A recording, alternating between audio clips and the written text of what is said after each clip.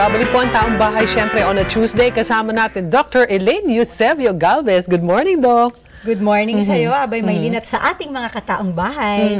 Alam mo naman, pagkaya ng araw at nakakasama ka namin, alam mo yun, yung nagkakaroon ng pag-asa na gaganda pa rin tayo. Pwede naman talaga. Lahat ng tao pwedeng lalong gumanda. Lahat kasi lalong na-enhance, diba? Para bang, pero meron tayong concern ngayon kasi uso ba ngayon ng skin asthma? At ano ba ito, Doc? Uso ngayon ng skin asthma because ang skin asthma ay affected rin ng temperature.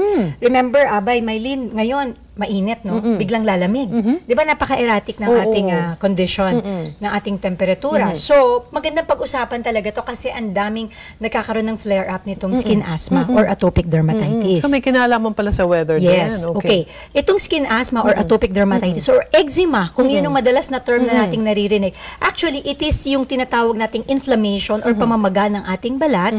Nagkakaroon ng, kaya nga ang tawag atopic dermatitis, no? Associated with atopy o yung mga history. Kapag ang isang tao may history ng asthma, sa lungs niya, di ba?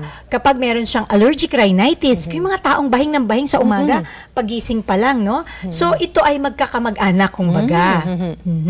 Ngayon, itong tinatawag nating atopic dermatitis or skin asthma, pwede itong makita sa lahat ng tao. Yun. No, walang exempted dito. Wala. Okay. Equal ang predisposition ng babae at lalaki. Kung mapapansin mo, yung mga baby, pagkapanganak pa lang, siguro mga less than 1 year old, meron kang nakikitang sobrang pinkish ng kanyang skin, pero very dry. Akala nung iba, ang cute-cute lang na napaka-rosy cheeks kung tawagin, pero nagda-dry, nagka-crack. Actually, it's a manifestation already, yung dryness of the skin. So, ibig sabihin, pag manifestation, ibig sabihin talagang napaka-prone niya na magkaroon nito. Lalong-lalo na kapag tinanong natin ang history na napaka-importante. Pag nagpakonsulta kayo sa mga dermatologist, sa inyong family physician, tatanungin agad, meron bang history sa family ng asthma, atopic, ng allergic rhinitis, atopy. So, ito yung kasi yung mga contributing factors. Ibig sabihin, merong genetic predisposition. Pero ano talagang sanhi, maliban sa magkakaroon ng genes nga na merong nitong alam mo, asthma sa pag-aaral talaga sa mahabang panahon, ay ang cause is still unknown. So, itong mga pinag-uusapan natin ay mga tawag natin ay contributory factors, no? Pwedeng yung genetics, no? Yung tinatawag sa pag-aaral nakita nila yung tinatawag na kasi nagda-dry masyado yung balat, no? Itong skin dryness, ang sarili nating skin kung normal yan, it has the ability to retain water. 'Di ba? Ito yung normal na wala kang problema. Pero pag ang problema mo immune system, nagkakaroon ng parang dysfunction. Okay? Yung tinatawag namin na protein, yung filaggrin, na siya ang nag-hold talaga ng water sa skin, meron sira or mutation. So kaya, pagkapanganak pa lang, makikita mo na ang dry-dry ng balat ng isang baby. Ngayon, pag lumalaki na siya, yung mga bata, no, nakikita mo yung very dry, scaly, dito na sa kanilang kasukasuan, sa knees, nakikita mo yun. At sa adult, no, yung sa kanilang kamay, paa, sa legs, very prone din ang areas na to. Okay. Pero anong pagkakaiba naman kasi yung alam natin, mga kataong bahay natin, merong asthma, merong, what do you call this, merong yung skin asthma as compared to yung asthma of yung sa mismong asthma na hika. Actually, they are very much related. No? Ang pagkakaroon ng asthma sa lungs, ito kasi ang tinatawag na, ang triggering factor, yung allergen. Okay? Yung iba na usukan, di ba? Yung dust mites, yung pollen, o kaya yung extremes of temperature, environmental exposure, yung pollution, di ba? Kapag ikaw ay mababang immune system mo at may history ka ng asthma, ubo ka ng ubo, sisipunin ka o ubuhin ka tuloy-tuloy. Actually, parehong-pareho rin yun doon sa pagkakaroon ng dryness sa skin. Magkamag-anak sila actually. Magkamag-anak yung isa sa skin lang lumabas. Yes, isa naman respiratory. Exactly. I see. Pero normally, yung iba, pagka nagkaroon ng asthma ng baby sila, nung bata sila, na-outgrow yan paglaki. Pero, minsan, sa balat nagmamanifest. So, either or lang yan. Kasi pareho sila ng triggering factors. So, pagka ganyan, importante mapalakas, sabi mo nga, yung immune system. Exactly, Abay Maylin. Ang immune system ay very, very important kasi nga, napagtanto natin sa pag-aaral, sa marami ng clinical studies na ang immune system ay deranged. Kung may problema talaga sa immune system. At sa genes, at samahan mo pa ng exposure. Yung tinatawag nating allergens.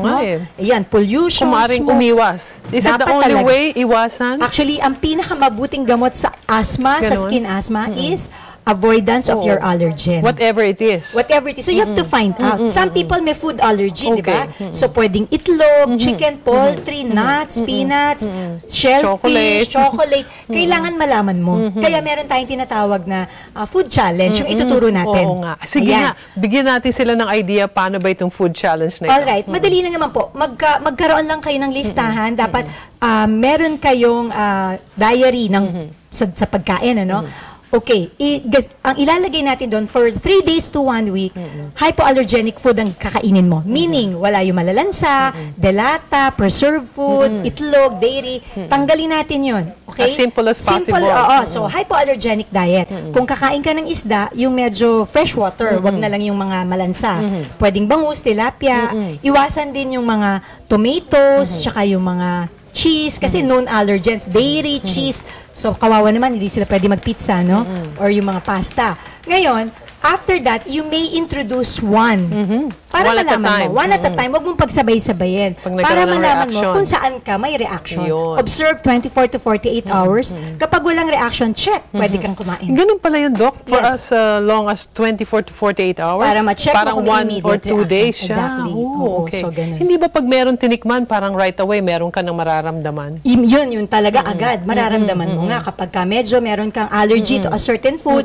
Minsan pagkakain mo pa lang or nag-introduce ka sa body, meron na agad reaction yun. Pero normally, you can still wait. As long as 1 or 2 days. Okay. Yes, tapos, of course, let's avoid yung mga nakakapag-dry ng skin. Like, for example, yung mga iba sobrang magbabad sa tubig. Extremes of temperature, bawal. Kung meron kang history talaga ng asthma of the skin, huwag kang magbababad sa tubig ng napakatagal. Okay, so dapat lukewarm lang. Ang tip din natin, kung pwede nga, lagyan nila ng mga oatmeal or yung mga oil, bath oil.